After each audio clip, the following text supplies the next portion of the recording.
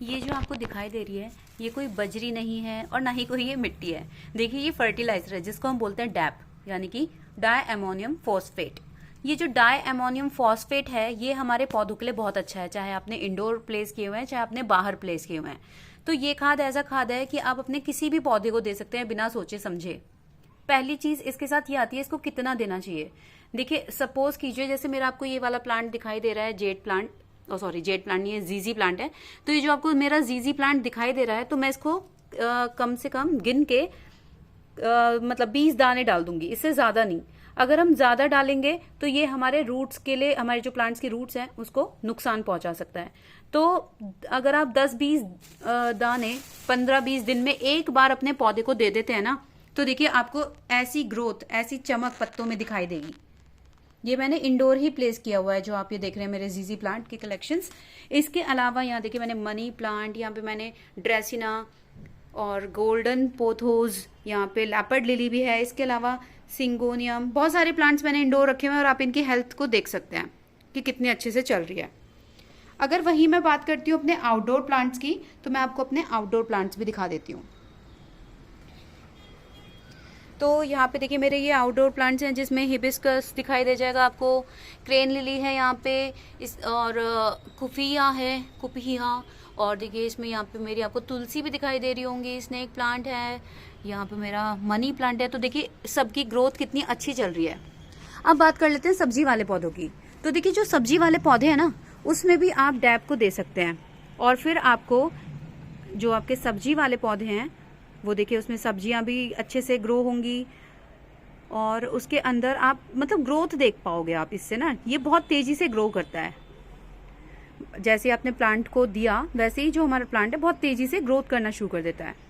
अच्छा, अब इसमें पहले मैंने आपको बताया कि इसको कब और कब देना है। अब कैसे देना है, आप इसको या तो लिक्विड फॉर्म में करके दीजिए, या तो इसे या इसका पाउडर बना लीजिए तो दे दीजिए। आपको क्या करना होगा, आपको अच्छे से मतलब थोड़ी थोड़ी टिलिंग तो देखिए करनी ही पड़ेगी, तभी ही आपके जो प्लांट्स हैं वो अच्छे से ग्रो कर पाएंगे। अगर आपने पाउडर फॉर्म में नहीं देना है तो आपको तब भी गुड़ाई तो करनी पड़ेगी मिक्स करने के लिए। अगर आप मिक्स नहीं करोगे तो फिर क्या होगा, ये ऊपर ही ऊपर रह जाएगा और अच्छे से जो हमारी मिट्टी होती है उसमें मिक्स नहीं हो पाएगा, जिसकी वजह से जो हमारा प्लांट है उसके सॉइल के ऊपर थोड़ी थोड़ी सी फंगस लग जाएगी। तो जब भी डैप देना तो या तो लिक्विड फॉर्म में दीजिए या पाउडर फॉर्म में दीजिए, और उसके बाद थोड़ी थोड़ी टिलिंग कर दीजिए। अब मैंने आपको दो चीज बताई अभी कि डैप आपको कितना देना है और किस तरीके से देना है और कब कब देना है। अब मैं आपको बताती हूँ जो डैप है वो हमारे पौधे में किस तरीके से काम करना शुरू करता है। देखिए जैसे ही डैप आप अपने प्लांट्स को देना शुरू करते हैं, जैसे ही फीड कराना शुरू करते हैं, तो फीड कराने के बाद जो हमारा डैप है वो सॉइल के अंदर मिक्स होने शुरू हो जाता है। जो अमोनिया है जब वो सॉइल के अंदर रिलीज होता है NH3, तो जैसे ही वो रिलीज होता है तो वैसे ही हमारा जो फॉस्फोरिक एसिड है वो अच्छे से धीरे धीरे नाइट्रोजन को जब रिलीज करना शुरू करते हैं, ये केमिकल्स नहीं बोलूंगी, ये न्यूट्रिएंट्स हैं जो हमारे प्लांट्स के लिए जरूरी होते हैं, चाहे इनकी ग्रोथ हो, चाहे इनकी डेवलपमेंट हो, चाहे फ्रूटिंग के लिए हो, चाहे हम फ्लावर्स के लिए चाह रहे हो अपने प्लांट से। तो उसमें सबसे ज्यादा जरूरी क्या होता है, नाइट्रोजन। और अमोनिया क्या करता है, नाइट्रोजन को रिलीज करता है। जितने भी हमारे माइनर और जो भी हमारे माइक्रो ऑर्गेनिजम्स होते हैं उनको अच्छे से एनर्जी देता है, ताकि वो बहुत जल्दी से प्रोसेसिंग कर सके, डिकम्पोज कर सके जो भी ऑर्गेनिक डिके और डेड ऑर्गेनिजम्स या मैटर है उसको। फिर उसके बाद हमारे जितने भी ये न्यूट्रिएंट्स होते हैं हमारे प्लांट्स के हर पार्ट तक पहुंच जाते हैं, और इस तरीके से जो हमारा प्लांट है वो ग्रो करना शुरू कर देता है। तो ये बेस्ट फर्टिलाइजर है, इसमें कोई स्मेल भी नहीं आती। जैसे मैंने बहुत बार देखा है, बहुत सारे मैसेजेस आते हैं मेरे पास कि जो हमने लिक्विड फर्टिलाइजर बनाया था इसमें बहुत गंदी स्मेल आ रही है। तो इसमें ऐसे कोई स्मेल भी नहीं आती है। अगर आप बिजी हैं तो आप ऐसे भी कर सकते हैं, इसको लेके आइए, डैप को लेके आइए, और 10-20 दाने डालने के बाद 1 महीने तक बिल्कुल टेंशन फ्री हो जाइए। उसके बाद फिर से 1 महीने बाद फिर आप डैप ना देके कोई और फर्टिलाइजर देना शुरू कीजिए, क्योंकि अगर आप बार बार एक ही फर्टिलाइजर अपने प्लांट को देते रहेंगे तो उसको वो जो भी मतलब उसके लिए जो एसेंशियल न्यूट्रिएंट्स हैं वो हमारे प्लांट के हर पार्ट तक नहीं पहुंच पाएंगे।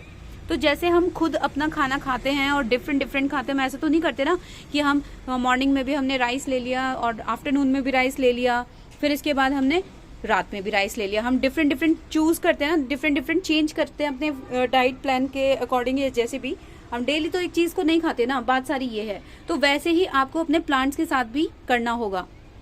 लिक्विड फर्टिलाइजर दीजिए, डिफरेंट डिफरेंट तरीके के बना के। बायो एंजाइम्स दे सकते हैं आप, वर्मी कंपोस्ट को दे सकते हैं, गोबर की खाद को दे सकते हैं। अगर आप डैप्थो खैर है ही एक अच्छा ऑप्शन। इसके अलावा डिफरेंट डिफरेंट फर्टिलाइजर्स अपने प्लांट्स को दे सकते हैं, फीड करा सकते हैं। तो जो प्लांट्स की ग्रोथ है वो भी बहुत अच्छी चलती रहती है, प्लांट्स में कीड़े भी नहीं लगते हैं। और इसके अलावा जो हमारे प्लांट्स जो भी फ्लावर बियर करते हैं, फ्रूट्स बियर करते हैं, वो भी अच्छे से ग्रो हो रहा होता है। ये इन्फॉर्मेशन आपको कैसी लगी मेरे को जरूर बताइएगा। शेयर सब्सक्राइब कीजिएगा, बेल आइकन को प्रेस कर दीजिएगा फर्दर अपडेट्स के लिए। आप थैंक्स बटन के थ्रू भी गार्डन गपशप को सपोर्ट कर सकते हैं।